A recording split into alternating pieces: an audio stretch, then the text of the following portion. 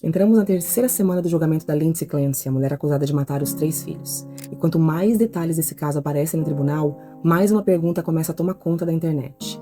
E se não foi ela? Começando pelas armas do crime. Segundo a acusação, as crianças foram estranguladas com faixas elásticas de exercício. Depois, a Lindsay teria usado uma faca para cortar os próprios pulsos, o pescoço e ser jogado da janela. Só que a perícia não encontrou impressões digitais da Lindsay, nem nas faixas e nem na faca.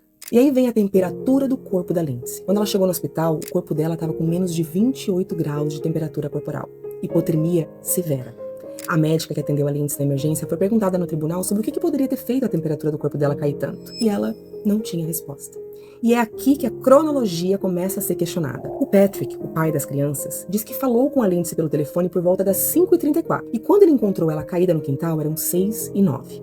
Então ela teria ficado caída no frio por no máximo meia hora. Só que ao mesmo tempo tem outro detalhe. Quando o socorro chegou, o Callan, o bebê de 8 meses, ainda respondeu às manobras de ressuscitação. Então muita gente começou a cruzar essas duas informações. Se a Lindsay precisava de estar caída do lado de fora por tempo suficiente para desenvolver uma hipotermia tão severa, em que momento o Callan foi estrangulado? Porque essas duas coisas precisam acontecer dentro da mesma janela de tempo. Um outro detalhe que explodiu nas redes foi o Apple Watch da Lindsay. O telefone dela foi apreendido pela polícia, mas o relógio não estava com ela. Ele estava em uma gaveta dentro da casa. O Patrick confirmou que o relógio dela estava sempre conectado ao telefone. E aí já surgiu uma teoria. Será que alguém poderia ter usado aquele relógio para atender a ligação que ele fez para ela às 5h34? E ainda tem um e-mail enviado pelo Patrick às 5h24. Segundo ele, naquele horário, ele já tinha saído de casa.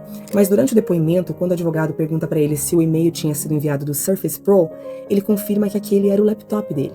Depois, quando questionado se aquele e-mail realmente tinha sido enviado do laptop, ele disse que talvez possa ter se confundido e enviado do iPhone. E os horários não param por aí. O Patrick diz que a CVS, a farmácia, ficava aproximadamente 3 minutos da casa. Ele saiu de casa por volta das 5h14, mas as câmeras mostram ele entrando na CVS às 5h32.